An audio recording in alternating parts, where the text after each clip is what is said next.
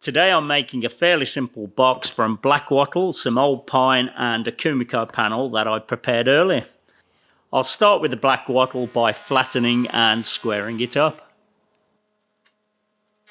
Even though it's quite a simple box, there's a couple of interesting elements to it that I thought I'd share with you. The main one is to grain match all 4 mitre corners of the box. I've never tried this before. It's a pretty neat trick and I've been meaning to give it a go for a while.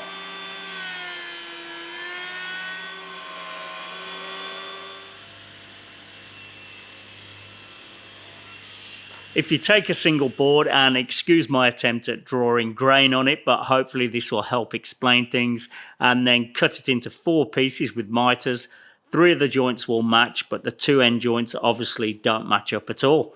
There is a way of doing it though, and it really is quite clever.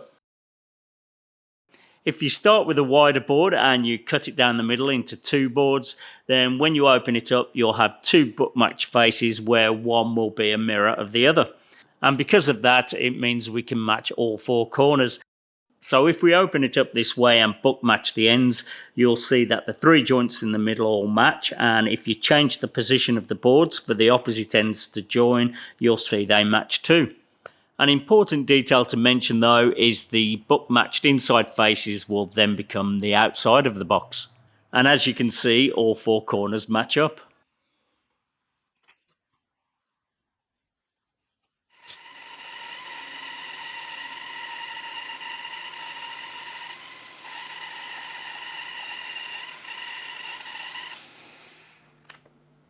I should have marked the edge before I cut it so I know which faces are which, but I did it anyway, so that's okay. Next I'll plane the inside faces, taking very light passes until they're smooth. To get the best grain match, you'll need to take off the least amount of material possible off the inside faces, so if you do give this a go, don't take off too much material. Next I put them through the thicknesser to plane down the opposite faces and make sure that they're consistent in thickness. I reckon I removed about 2mm in material, which would probably be about half what it would have been if I'd done it on the table saw. With the marks on the edge both facing towards me, I'll open it up end to end and I'll mark those inside faces, which will now become the outsides. I'll also number each joint and I'll put that next to the O's so I know where they go when I come to glue it back together. Next I'll cut the grooves for the bottom of the box to fit into. I'll make 1 cut and then shift the fence over to make a 2nd cut.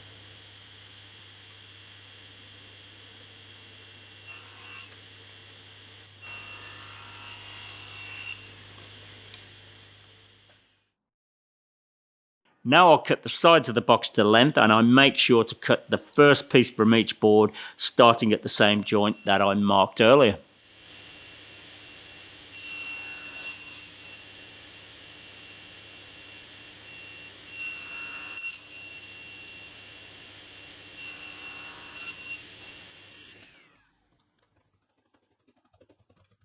Now I'll mitre them, taking off just enough material without cutting into the faces.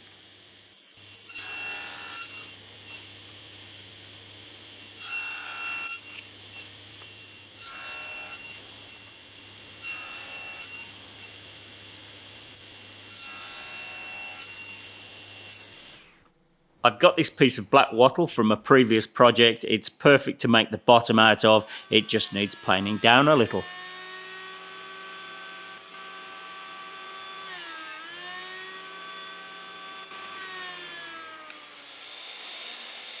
I'm squaring up one end and then working out what size to cut it down to.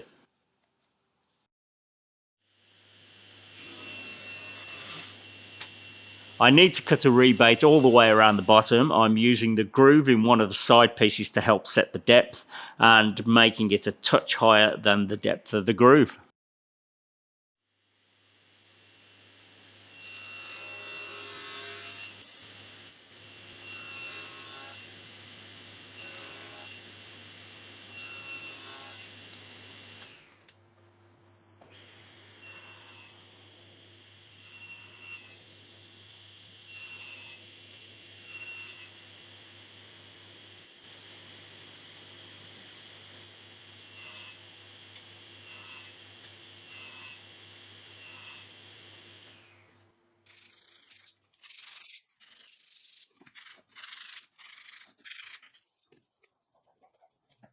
If you're ready to add new woodworking skills to your toolbox, then join me inside the Makers Mob for my upcoming Kumiko challenge. Starting June the 18th, I'll show you everything you need to know so that you'll be able to incorporate Kumiko design techniques into your woodworking projects. To learn this unique woodworking skill alongside the entire Makers Mob community, simply click the link in the description below to take advantage of the 75% off pre-launch special before the doors close on Sunday, June the 13th, and we'll all see you there on the inside. Now I'm ready to glue the sides together, and I'll use masking tape to hold it while the glue sets.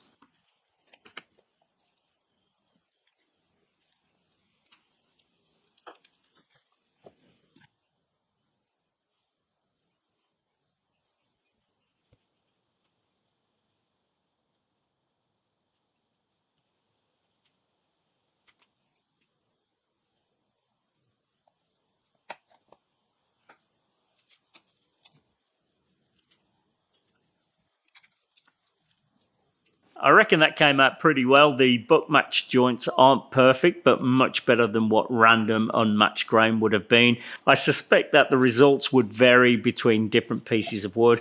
It's easy enough to do though, and I reckon it was well worth it. To strengthen the miters, I'll add splines, and I'm trying something I haven't done before. Instead of cutting the slots for the splines on the table saw, I'm going to cut them with a handsaw. There's quite a few of them, so I'll mark them all out first.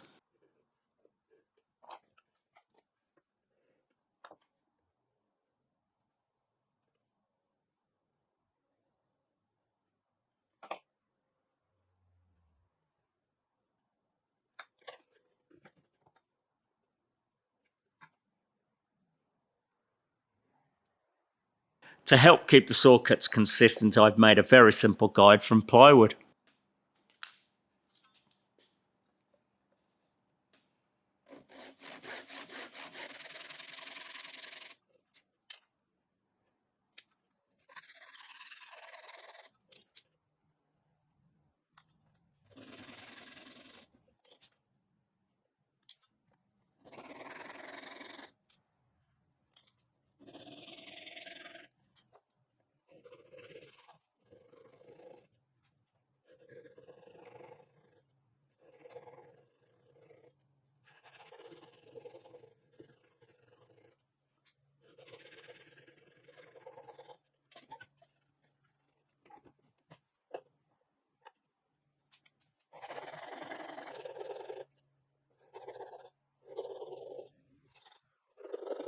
The set of the saw teeth leave the bottom of the cut a little bit rough. I tried cleaning them up with a hacksaw blade and it did a great job.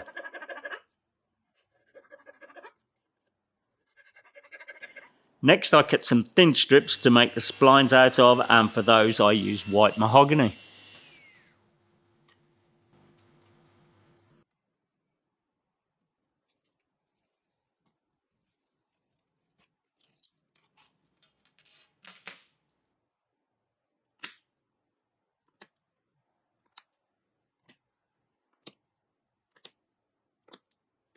It's difficult to keep the saw completely level, so there's a slight hump left in the middle of the cuts.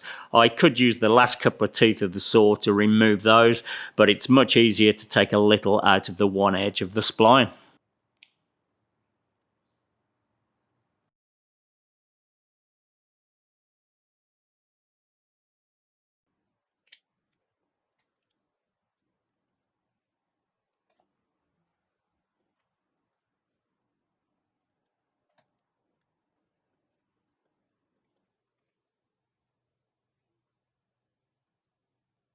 I'm working fast while gluing them in.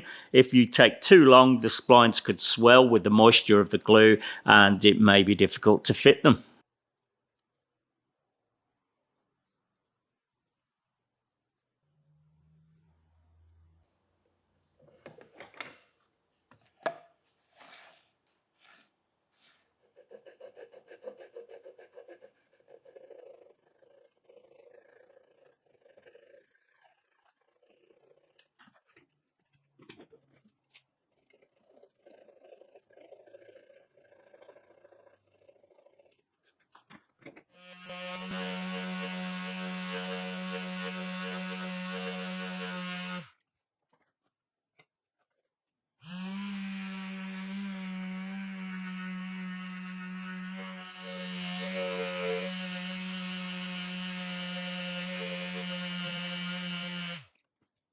Next, I'll part the lid from the box. I'll do that with a handsaw and a block of wood stuck to it, which will act as a guide.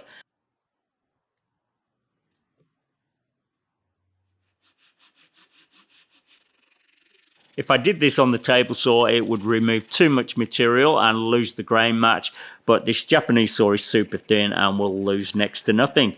I cut all the way through the two opposite faces, but leave some on the other two faces. If I went all the way through all four sides, the clamp would start to put pressure on the saw.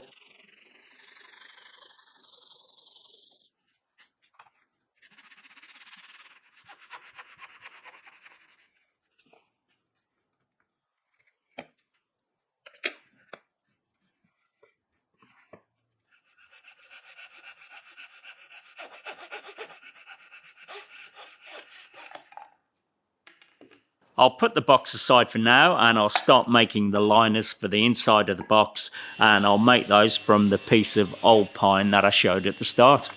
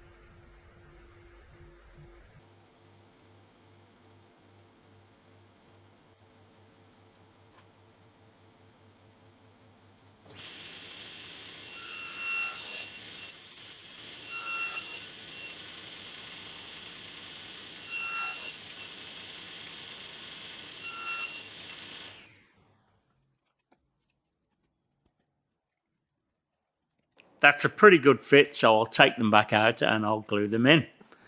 I'm only using a small amount of glue to hold them to the sides, as they're a good fit and they're pretty well holding themselves there anyway.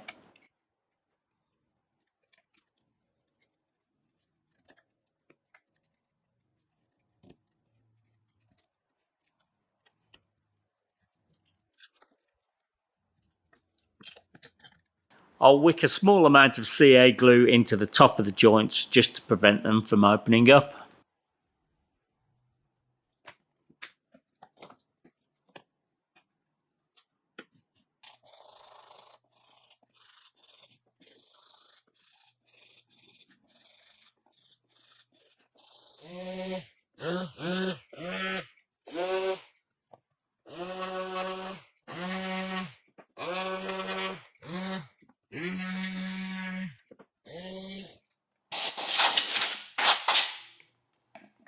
The last thing to do before applying finish is to glue the kumiko panel in, and I'll do that with epoxy.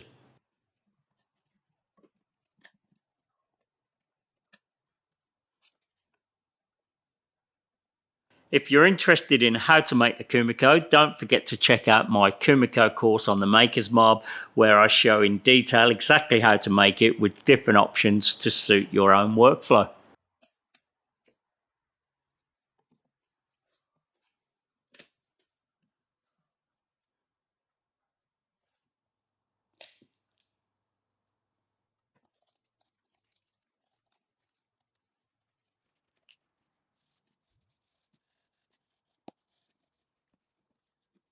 For the finish, I'm using hard wax oil, and because I want to get the video out, I'll leave it here with one coat, but I will put another coat on afterwards.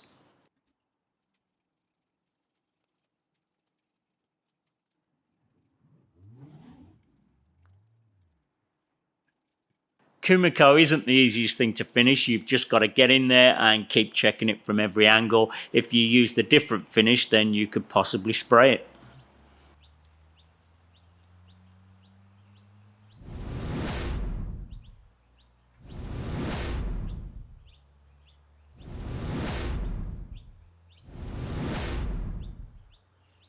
Hopefully you enjoyed the video and you found something useful from it. If you did, please like and subscribe. Thanks for watching, and I'll see you on the next one.